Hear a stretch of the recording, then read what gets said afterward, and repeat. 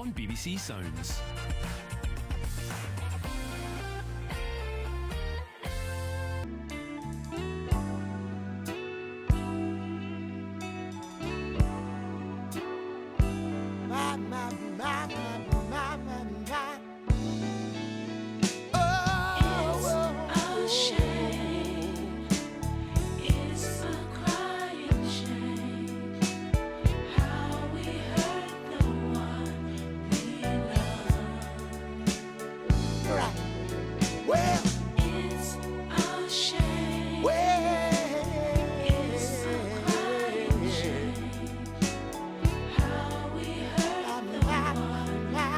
Let me tell my story, y'all.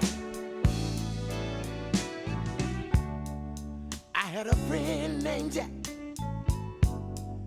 and every time he turned his back, his woman was running around on him, yes she was.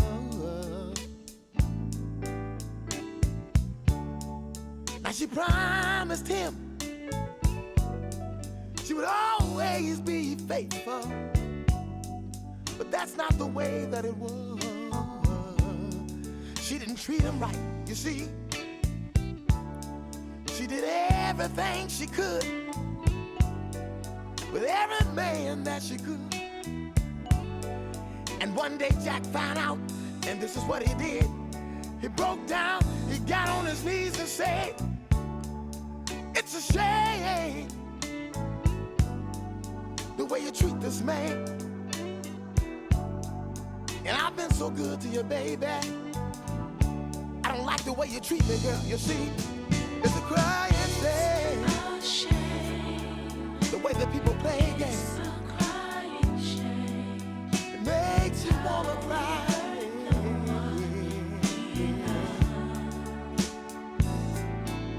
It's a low down shame. But it caused so much pain.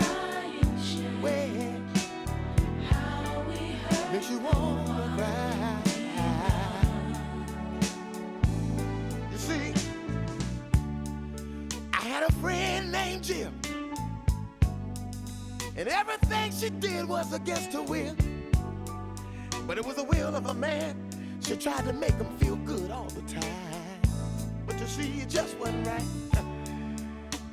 Every time the woman would get up and go to work, you see, he sneak another woman in the house, and you know that it just wasn't right. He wasn't right, y'all, you see. He did everything he could to try to bring that woman down. And you know that it ain't right. You know it ain't right. You see, I don't understand some of the things that people in the world do. It seems like they just try to hurt somebody. And you know it ain't right.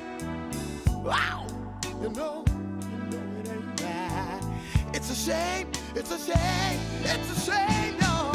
It's a shame. Well, It's a crying shame. well, yeah. How we hurt the one we love. So there's a low down shame. It's a shame. How you treat the man, It's a crying shame. how you treat that woman, man. How we hurt the one Well, yeah, listen. Oh, my Lord.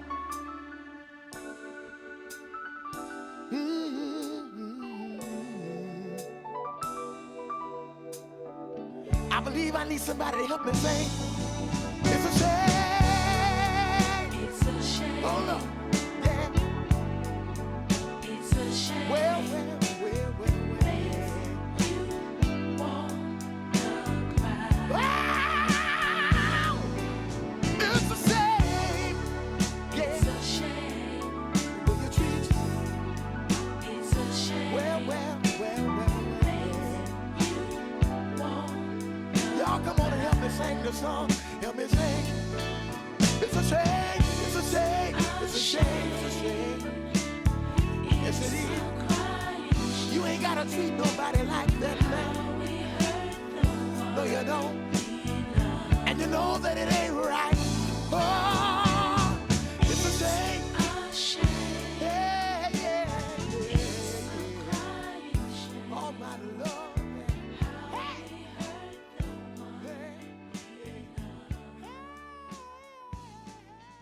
Hey, I'm Ashley Storrie. You're listening to BBC Radio Scotland live from Pacific Quay, joined as always by sidekick Silent Paul. I want to say a big hello to Lana and Ryan, who are in Dunfermline. And our friend Simon says, the band Cast, which we played at the start of last hour, never heard of them. His favourite Manchurian bands are the Smiths and New Order. I don't like the Smiths. Yeah, well, Cast were, I'm pretty sure, Liverpool. Oh, well, there we go. They were just at a Manchurian clothes seller's shop. That's why it was confusing. I mean, not to insult people from Liverpool or Manchester, but you're pretty close together.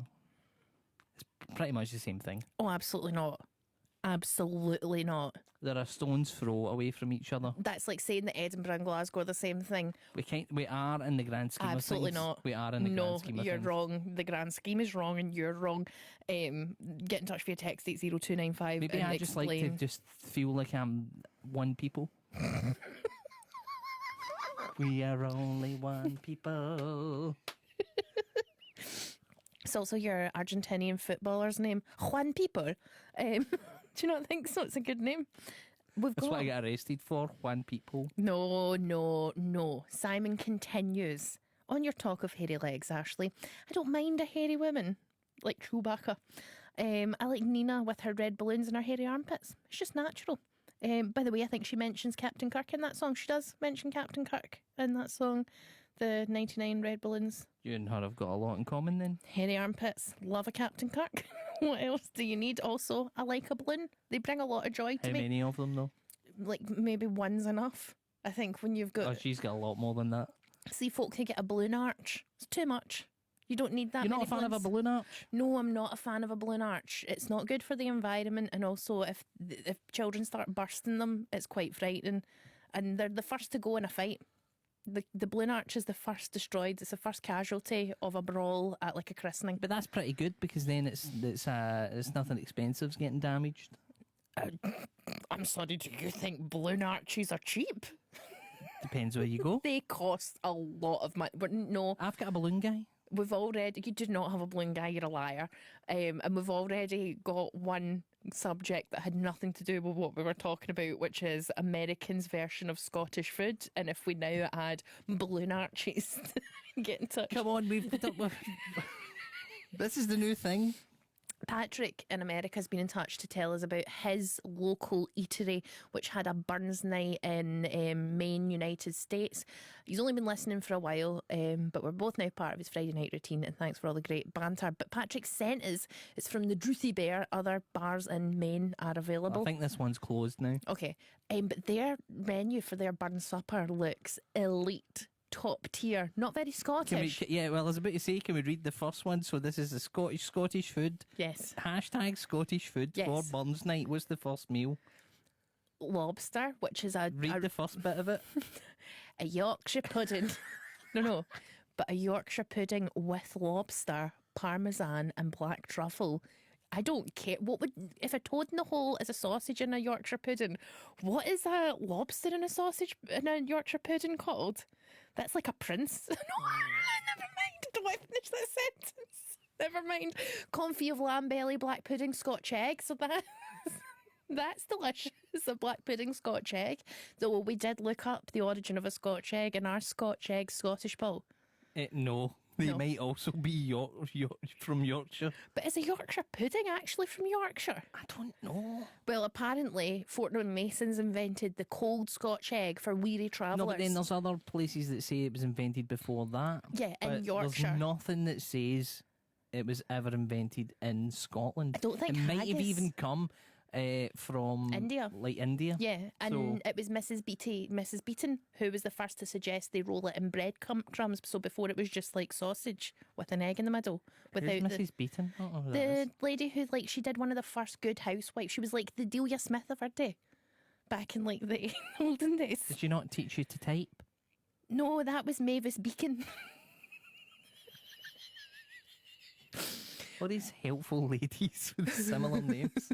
Fried cheddar, gooseberry jam, lava bread, and house pickled onion. Pickled onions are Scottish, aren't they? I don't think that you can claim pickled onions as Scottish. What can we claim as Scottish food, Paul?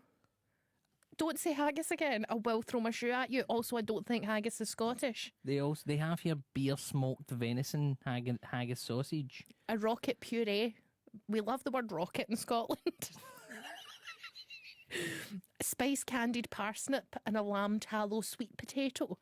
That all sounds delicious, but not. Get in touch via text 80295 if you're a culinary historian or just somebody interested. If you're from anywhere around the world, because we seem to have a lot of listeners internationally, Yes. what constitutes Scottish here? Because there's John and Fiona have Yes. been in touch. John from and Fiona Pennsylvania. in the US. We have not found a decent Scottish restaurant in a 150-mile radius from here in Lancaster, Pennsylvania. This is probably the best menu we could find at Caledonia in New York City. Other Scottish bars are available in Yep, New York so City. at least it's made an attempt. It's called itself Caledonia. Steak and ale pie. It's a pie though. We love a pie. Chicken and mushroom. I'm going to guess that's also a pie. Cheese, onion, and potato pasty. That's come on.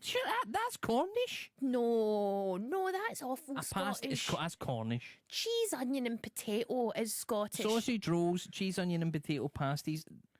This is Cornish. Salted mixed nuts. Get in touch via Doug Brown in Texas has been in touch. Our friends who are on the road. Hi, Ashley and Silent Paul. Thanks for the shout out. Nearly went off the road laughing so much. Didn't tell you that the menu was more tapas than Scottish, but they do a big burn supper apparently with a piper and all the works. Well, everywhere does that. It doesn't make it Scottish. I don't think that's a Scottish bar, Paul. That just looks fancy. And you know how Americans think, oh, the British are so fancy because they speak with that voice. So Because they only see things like Downton Abbey Yeah. And they don't in Outlander. or Outlander, and you're like, it's not like that. It's the only Scottish thing that ever.